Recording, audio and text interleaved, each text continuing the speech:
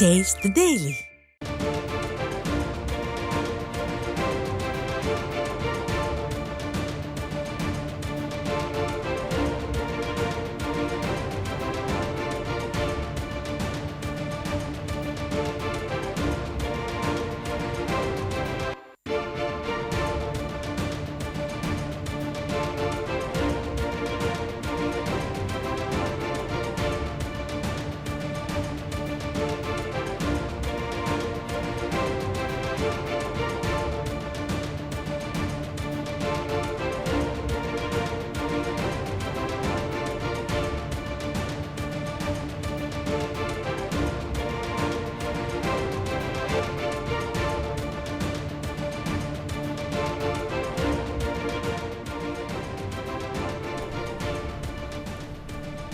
சென்னை அண்ணா பல்கலைக்கழக மாணவி பாலியல் வன்கொடுமை வழக்கில் ஒரே ஒரு குற்றவாளிதான் என எப்படி முடிவிற்கு வந்தீர்கள் என காவல் ஆணையருக்கு சென்னை உயர்நீதிமன்றம் கேள்வி எழுப்பியுள்ளது. இது குறித்த கூடுதல் விவரங்களை வழங்குவதற்காக நமது தலைமை செய்தியாளர் ஜெயக்குமார் இணைப்பில் வந்திருக்கிறார். வணக்கம் ஜெயக்குமார், கூடுதல் விவரங்களை பதிவு பண்ணலாம். கண்டிப்பாக கண்ணதாசன், அண்ணா பல்கலைக்கழகத்தில் 2ஆம் ஆண்டு பொறியியல் படிப்பு படிக்கக்கூடிய மாணவி பாலியல் பலாத்காரம் செய்யப்பட்டிருக்கிறார். இந்த சம்பவத்தில் இன்றைக்கு நீதிமன்றம் தரமாரியான கேள்விகளை சென்னை மாநகர காவல்துறை ஆணையர் அருணை பார்த்து எழுப்பியிருக்கிறது. அண்ணா பல்கலைக்கழகத்திலே பாலியல் வன்கொடுமை செய்த இந்த சம்பவத்தில் சென்னை மாநகர காவல்துறை ஆணையரை பார்த்து நீதிமன்றம் கேட்டிருக்கக்கூடிய கேள்விகளைத்தான் நாம் தற்போது பார்த்து கொண்டிருக்கிறோம். விசாரணை நடந்து கொண்டிருக்கிற பொழுது ஒரு குற்றவாளிதான் என முடிவுக்கு வந்தது எப்படி? நேற்றைய தினம் செய்தியாளர் சந்திப்பிலே காவல்துறை ஆணையர் சிசிடிவி காட்சிகள் 70 உள்ளது, 56 சிசிடிவி காட்சிகள் மட்டும்தான் வேலை செய்கிறது, 14 சிசிடிவி காட்சிகள் வேலை செய்யவில்லை. ஆனால் இந்த சம்பவம் குறித்து எந்த சிசிடிவி காட்சிகளும் பதிவாகவில்லை என்று குறிப்பிட்டார். அப்படி இருக்கிற பொழுது எப்படி இவர் ஒரு குற்றவாளிதான் என முடிவுக்கு வந்தார் என்று நீதிமன்றம் அடுக்கடுக்கான கேள்விகளை எழுப்பிக் கொண்டிருக்கிறது. கைது செய்யப்பட்டவருடைய காலில் பேண்டேஜ் ஏன் போடப்பட்டது என்று நீதிபதி கேள்வி எழுப்பியிருக்கிறார்.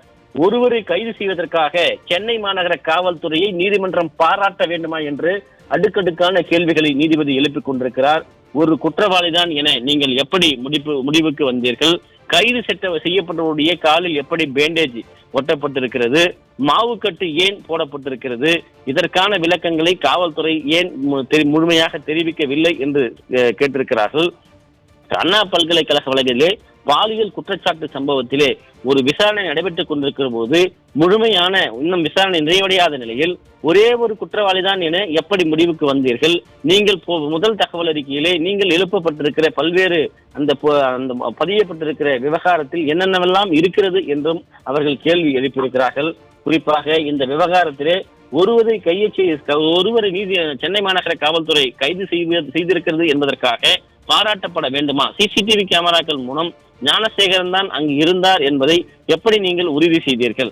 அப்படி என்றால் அந்த ஞானசேகரனுக்கு ஏன் தற்போது நீங்கள் அவரை பேண்டேஜ் காலிலே ஒட்டப்பட்டிருக்கிறது, என்ன நிகழ்ந்திருக்கிறது உள்ளிட்ட பல்வேறு கேள்விகளை நீதிபதி எழுப்பியிருக்கிறார். எந்த விதியினுடைய அடிப்படையில் பத்திரிகையாளர் சந்திப்பை ஆணையர் நடத்த முடியும் என நீதிபதி சரியான ஒரு கேள்வியை சென்னை மாநகர காவல்துறை ஆணையரை பார்த்து எழுப்பியிருக்கிறார். எந்த விதியினுடைய அடிப்படையில் ஒரு வழக்கு நடந்து கொண்டிருக்கிற போது, அதாவது சென்னை மாநகர காவல்துறை ஆணையர் பத்திரிகையாளருடைய சந்திப்பை நடத்த முடியும் என்று சென்னை உயர்நீதிமன்றம் கேள்வி எழுப்பியிருக்கிறது. குற்றத்தை தடுக்க வேண்டிய காவல்துறையினுடைய கடமை என்பதை ஏன் காவல்துறை புரிந்து கொள்ளவில்லை என்பதையும் கேட்டிருக்கிறார்கள். பத்திரிகையாளர் சந்திக்க அரசிடம் காவல்துறை அனுமதி பெற்றாரா? குறிப்பாக நேற்றைய தினம் சென்னை மாநகர காவல்துறை ஆணையர் செய்தியாளர் சந்திப்பதற்கு முன்பாக இந்த தமிழக அரசிடம், குறிப்பாக திமுக அரசிடம் இது குறித்து இந்த விளக்கங்கள் ஏதாவது பெற்றிருக்கிறாரா? அந்த தமிழக அரசிடம் அவர் செய்தியாளர் சந்திப்பதற்கு அனுமதி பெற்றிருக்கிறாரா என்று நீதிமன்றம் கேள்வி எழுப்பியிருக்கிறது. தப்பி ஓட முயன்றதால் காலில் காயம் ஏற்பட்டது என்றால் எப்படி அவர் விழுந்தார், எங்கே விழுந்தார்? சிசிடிவி கேமரா மூலம்தான் ஞானசேகரன் அடையாளம் காணப்பட்டார் என்று காவல்துறை சொல்லுகிறது. ஆனால் ஒருபுறம் அந்த பகுதியில் இருக்கக்கூடிய எந்த சிசிடிவி காட்சிகளுடைய ஆதாரமும் கிடைக்கப்பெறவில்லை என்று கூறப்படுகிறது. அது முற்றிலும் முன்னுக்கு பின் முரணாக இருக்கிறது. வீட்டிலிருந்து அவர் போலீசார் செல்லுகிற போது தப்பிக்க முயன்ற போது கீழே விழுந்து விட்டார் என்று சொல்லுகிறார்கள். இப்படியெல்லாம் காவல்துறை ஒரு கட்டுக்கதையை அடுக்கிக் கொண்டே போகிறது. நீதிமன்றம் சரமாரியான கேள்விகளை அண்ணா பல்கலைக்கழகத்தினுடைய பாலியல் வன்கொடுமை சம்பவத்திலே தற்போது எழுப்பிக் கொண்டிருக்கிறது. விசாரணையுடைய பிடியிலே சென்னை மாநகர காவல்துறை தற்போது சிக்கி இருக்கிறது. இந்த விசாரணையில் மாவு கட்டு போட்டது ஏன்? ஒருவரை நீங்கள் கைது செய்யவிட்டால் நீதிமன்றம் உங்களுக்கு பாராட்டு விழா செய்ய வேண்டுமா, பாராட்ட வேண்டுமா என்றெல்லாம் கேள்வி எழுப்பப்பட்டிருக்கிறது. அண்ணா பல்கலைக்கழகத்திலே மிகப்பெரிய ஒரு கொடுமை ஏற்பட்டிருக்கிறது. அப்படிப்பட்ட விசாரணையில் இருக்கிற போதே நீங்கள் ஏன் இது போன்று ஒரு குற்றவாளிதான் என முடிவு செய்தீர்கள்? இந்த செய்தியாளர் சந்திப்பை நேற்று நடத்துகிற போது அதற்கான அனுமதி பெற்றிருக்கிறதா? அண்ணா பல்கலைக்கழகத்தில் பாலியல் வழக்கில் கைதான ஞானசேகரனுடைய காலில் மாவுக்கட்டு ஏன் போடப்பட்டிருக்கிறது? அவருடைய கைகளில் பேண்டேஜ் ஏன் ஒட்டப்பட்டிருக்கிறது? இப்படி அடுக்கடுக்கான கேள்விகளை நீதிபதிகள் எழுப்பிக் கொண்டிருக்கிறார்கள். தப்பி ஓட முயன்றதால் காலில் காயம் ஏற்பட்டதாக அங்க இருக்கக்கூடிய அந்த காவல்துறை சார்பிலே ஆஜராக இருக்கக்கூடியவர்கள் தெரிவித்திருக்கிறார். முதல் தகவல் அறிக்கை வெளியானதற்கு யார் பொறுப்பு என்று நீதிபதி தற்போது கேள்வி எழுப்பியிருக்கிறார். அண்ணா பல்கலைக்கழகத்திலே பாலியல் வன்கொடுமை செய்யப்பட்ட அந்த பொறியியல் மாணவியுடைய செல்போன் எண், பெயர், அவருடைய வீட்டு முகவரி, தந்தை தாய் பெயர் உள்ளிட்ட அனைத்துமே அந்த முதல் தகவல் அறிக்கையில் இடம்பெற்றிருக்கிறது. முதல் தகவல் அறிக்கை சமூக வலைதளங்களில் வெளியானதற்கு யார் பொறுப்பு என்று நீதிபதி சென்னை மாநகர காவல்துறையை பார்த்து, காவல்துறை ஆணையரை பார்த்து தற்போது கேள்வி எழுப்பியிருக்கிறார். அதற்கு காவல்துறை என்ன பதிலை சொல்ல போகிறது என்பதுதான் மிகப்பெரிய ஒரு கேள்வியாக இருக்கிறது. எப்பொழுதுமே பாலியல் ரீதியாக துன்பப்படுத்துகிற, பாலியல் ரீதியாக பாதிக்கப்படுகிற ஒரு பெண்ணினுடைய முதல் தகவல் அறிக்கையை வெளியிடக்கூடாது. அதற்கு நேற்றைய செய்தியாளர் சந்திப்பில் சென்னை மாநகர காவல்துறை ஆணையர் ஒரு பதிலை சொல்லுகிறார். நாங்கள் வழக்கமாக இது போன்ற எஃப்ஐஆர்களை வெளியிட மாட்டோம். ஆனால் நாங்கள் அந்த டெக்னாலஜி, அதாவது அந்த நவீனத்தினுடைய அடிப்படையிலே அதை லாக் செய்ய நாங்கள் மறந்துவிட்டோம், அதனால் வெளியிட்டு விட்டோம் என்று ஒரு தட்டி கழிக்கக்கூடிய ஒரு பதிலை அவர் செய்தியாளர் சந்திப்பிலே தெரிவித்திருக்கிறார். அதற்கு தான் இன்றைக்கு சென்னை உயர்நீதிமன்றம் முதல் தகவல் அறிக்கை எப்படி வெளியானது, அதற்கு யார் பொறுப்பு, அது எப்படி கசிந்தது, குறிப்பாக பாலியல் வழக்கில் கைதான ஒரு நிலையிலே பாலியல் வழக்கு தொடர்பான ஒரு தகவல் அறிக்கையை எப்படி நீங்கள் வெளியிட முடியும், எப்படி வெளியானது என்று கேள்வி எழுப்பியிருக்கிறார்கள். அந்த எஃப்ஐஆர் கசியவில்லை என்றால் ஏன் அதற்காக நீங்கள் தற்போது முதல் தகவல் அறிக்கை வெளியாகி இருக்கக்கூடிய சூழ்நிலை ஏற்பட்டிருக்கிறது? விசாரணையின் போது அந்த ஞானசேகரன் தப்பி ஓட முயற்சித்தார் என்றால் ஏன் அவரை பிடிக்காமல் அவர் காலிலே காயம் ஏற்பட்டிருக்கிறது? அண்ணா பல்கலைக்கழக பாலியல் வழக்கிலே கைதான அந்த ஞானசேகரனுடைய கையிலே ஏன் கட்டுப்போடப்பட்டிருக்கிறது? தொடர்ந்து இப்படி கேள்விகளை அடுக்கிக் கொண்டிருக்கிறார்கள். குற்றத்தை தடுக்க வேண்டியது அரசினுடைய கடமை. ஒருவரை கைது செய்ததற்காக நாங்கள் பாராட்ட வேண்டும் என எப்படி சொல்ல முடியும் என நீதிபதி கேள்வி எழுப்பியிருக்கிறார். பத்திரிகையாளரை சந்திக்கும் முன் காவல்துறை ஆணையர் அரசிடம் அனுமதி பெற்றாரா என்னும் கேள்வி எழுப்பப்பட்டிருக்கிறது. முதல் தகவல் அறிக்கை கசியவில்லை என உயர்நீதிமன்றத்திலே காவல்துறை தரப்பிலே தெரிவித்திருக்கிறது. காவல்துறை தரப்பிலே முதல் தகவல் அறிக்கை கசியவில்லை என்றால் அது எப்படி சமூக வலைதளங்களில் வெளியாகிறது? பொதுமக்களுடைய பார்வைக்கு வரை அந்த முதல் தகவல் அறிக்கை எப்படி செல்கிறது? இதற்கு யார் பொறுப்பு? சிசிடிவி கேமரா மூலம்தான் ஞானசேகரன் அடையாளம் கண்டீர்கள் என்றால் ஏன் நீங்கள் நேற்றைய தினம் செய்தியாளர் சந்திப்பில் எந்த சிசிடிவி காட்சியிலும் பதிவாகவில்லை என்று சொல்கிறீர்கள்? அந்த சிசிடிவி காட்சியில ஞானசேகரன் மட்டும்தான் உள்ளே செல்கிறார் என்றால் அந்த சிசிடிவி காட்சிகளை வெளியிட வேண்டியதுதானே? அதை வெளியிட்டிருக்கலாமே. அப்படி என்ற பல்வேறு கேள்விகளை தற்போது அந்த வழக்கில் ரீதியாக காவல்துறை ஆணையரை பார்த்து சென்னை உயர்நீதிமன்றம் கேள்விகளை எழுப்பிக் கொண்டிருக்கிறது. சென்னை அண்ணா பல்கலைக்கழகத்திலே பாலியல் வன்கொடுமை சம்பவத்திலே மிகப்பெரிய ஒரு அதிர்ச்சி பின்னணிகள் இன்னும் ஏராளமாக இருந்து கொண்டிருக்கிறது. இதில் யார் யார் சம்பந்தப்பட்டிருக்கிறார்கள், யார் மூலமாக உள்ளே சென்றார் என்றெல்லாம் மிகப்பெரிய ஒரு நிலை இருக்கிறது. குற்றவாளி 10 ஆண்டுகள் அண்ணா பல்கலைக்கழக வளாகத்திலே உலாவி வருகிறார். அதை நீங்கள் விசாரித்தீர்களா என்று நீதிபதி கேள்வி எழுப்பியிருக்கிறார். குறிப்பாக நீதிபதியுடைய இந்த கேள்வி மிகப்பெரிய ஒரு அதிர்ச்சியை ஏற்படுத்தக்கூடிய ஒரு கேள்வியாக இருக்கிறது. 10 ஆண்டுகள் ஒரு குற்றவாளி அந்த அண்ணா பல்கலைக்கழகத்துக்குள்ளே, குறிப்பாக பாலியல் வன்முறையில் ஈடுபட்ட அந்த திமுக நிர்வாகியாக இருக்கக்கூடிய ஞானசேகரன் உள்ளே சென்று வந்திருக்கிறார் என்றால் இவர்கள் இந்த பல ஆண்டுகளிலே எத்தனை பெண்களிடம் இவர் இதுபோன்று அத்துமீறி இருப்பார் என்கிற மிகப்பெரிய ஒரு கேள்வி எழுகிறது.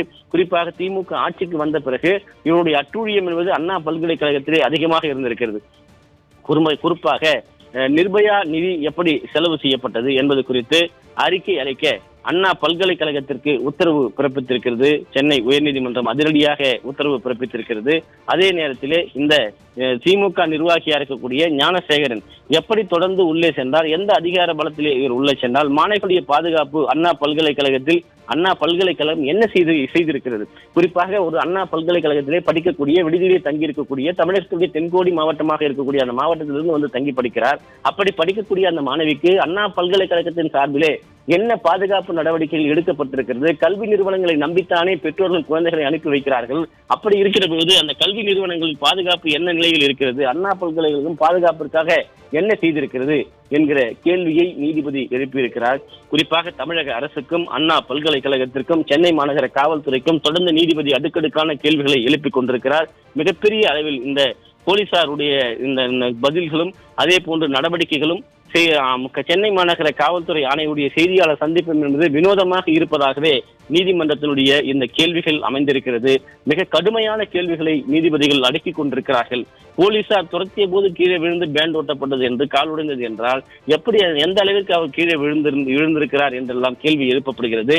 அண்ணா பல்கலைக்கழகத்திலே ஒரு மாணவிக்கு அநீதி ஏற்பட்டிருக்கிறது. அதற்கு முன்பாக நீங்கள் எப்படி ஒருவர் தான் என்று குற்றவாளி முடிவுக்கு வருவீர்கள்? கல்வி நிறுவனங்களை நம்பித்தானே ஒரு குழந்தைகளை கல்வி நிறுவனங்களை படிக்க வைக்கும் பெற்றோர்கள் அனுப்புகிறார்கள். அப்படி அனுப்புகிற அந்த குழந்தைகளை இப்படி ஒரு பாலியல் ரீதியான துன்புறுத்தலுக்கு ஆளாக்குவதும், பல ஆண்டுகளாக உள்ளே சென்று உலாவி வரக்கூடிய ஒரு குற்றவாளியை, ஒரு பாலியல் வன்கொடு காமுகனை எப்படி நீங்கள் கண்டுகொள்ளாமல் இருந்தீர்கள் என்ற கேள்வி எழுப்பப்படுகிறது. அண்ணா பல்கலைக்கழகத்திற்கும் அந்த பல கேள்விகளை நீதிமன்றம் எழுப்பிக் கொண்டிருக்கிறது.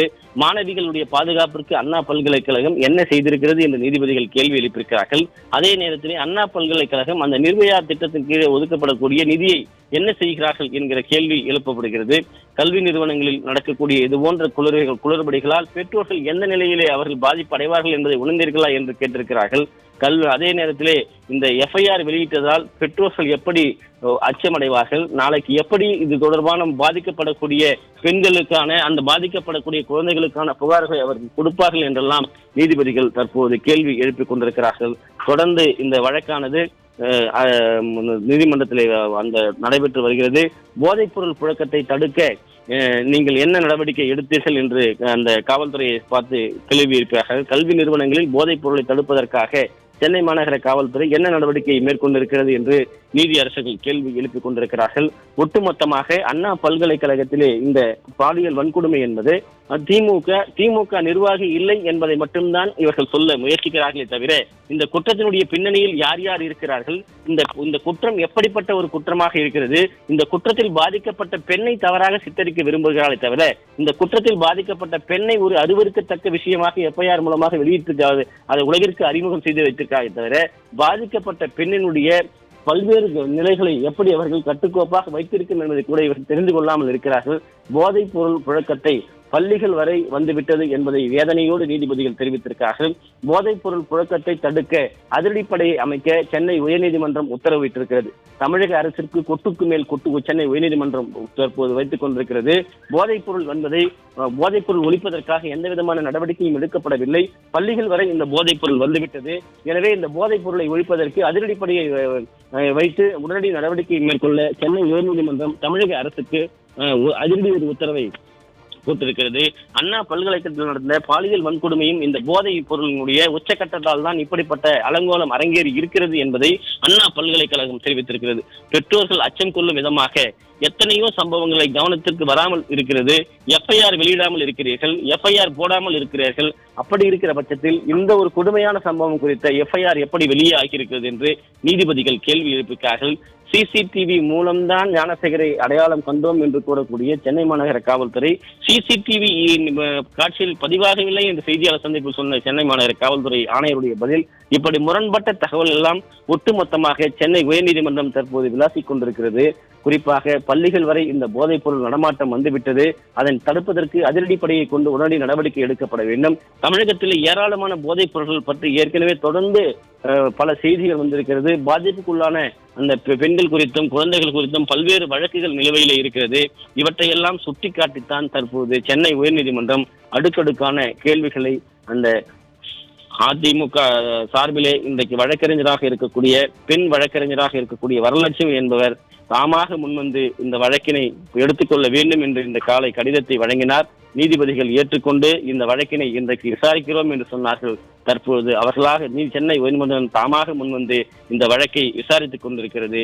கல்வி நிறுவனங்களிலே இந்த போதைப் பொருளுடைய புழக்கத்தை தடுக்க அதிரடிப்படை அமைக்க தமிழக அரசுக்கும் காவல்துறைக்கும் சென்னை உயர்நீதிமன்றம் அதிரடி உத்தரவை இட்டுள்ளது.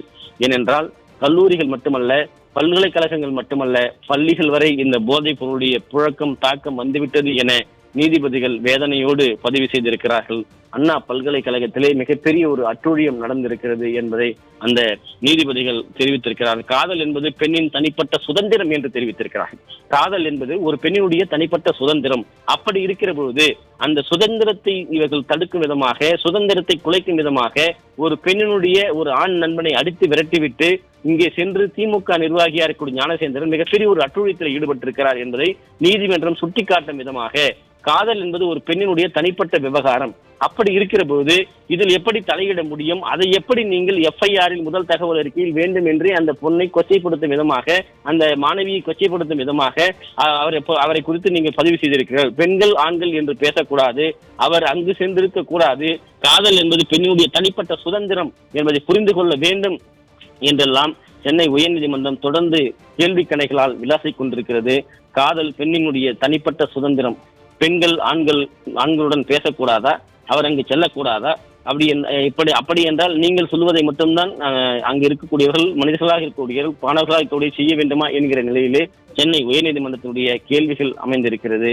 எனவே காதல் என்பது அந்த பெண்ணினுடைய சுதந்திரம், காதல் என்பது அவருடைய ஆண் நண்பனுடைய சுதந்திரம், காதல் என்பது ஒவ்வொரு மனிதனுடைய சுதந்திரம் என்பதை நீங்கள் புரிந்து கொள்ள வேண்டும் என்பதை தற்போது சென்னை உயர்நீதிமன்றம் அவர்களுக்கு கொட்டு வைத்து அந்த விளக்கத்தை தெரிவித்துக் கொண்டிருக்கிறது. தொடர்ச்சியாக இந்த வழக்கினுடைய பின்னணியில் இன்னும் பல அழிக்க முடியாத மர்ம முடிச்சுக்கள் இருப்பதை சென்னை உயர்நீதிமன்றம் தெளிவாக உணர்ந்திருக்கிறது. பெண்கள் ஆண்களுடன் பேசக்கூடாது, அவர் அங்கு சென்றிருக்க கூடாது என பேசுவது நியாயமான ஒரு நிலையா என்பதையும் கேட்டிருக்கிறார்கள். பல்கலைக்கழகத்திலே விசாகா குழுவினுடைய கமிட்டியினுடைய நிலை என்னவாக இருக்கிறது? விசாரணையை திங்கட்கிழமை தள்ளி வைக்க அரசு கேட்டுள்ள நிலையில் இந்த விஷயத்திலே முதல் தகவல் அறிக்கையில் இருக்கக்கூடிய பல்வேறு குழப்பங்களை சென்னை உயர்நீதிமன்றம் அடுக்கடுக்காக தற்பொழுது கேள்வி கணைகளோடு எழுப்பிக் கொண்டிருக்கிறது. இந்த நிலையில்தான் இன்றைக்கு இந்த அண்ணா பல்கலைக்கழகத்திலே 2ஆம் ஆண்டு மாணவிக்கு ஏற்பட்டக்கூடிய இந்த துயரம் என்பது மிகப்பெரிய அளவிலே சென்னை உயர்நீதிமன்றத்தினுடைய நீதியரசர்கள் தற்போது கேள்வி எழுப்பிக் கொண்டிருக்கிறார்கள். முன்னுக்கு பின் முரணான ஒரு பதிலை சென்னை மாநகர காவல்துறை அவர்கள் தரப்பிலே ஆஜராகி இருக்கக்கூடிய அரசு வழக்கறிஞர்கள் முன்வைத்து வருகிறார்கள்.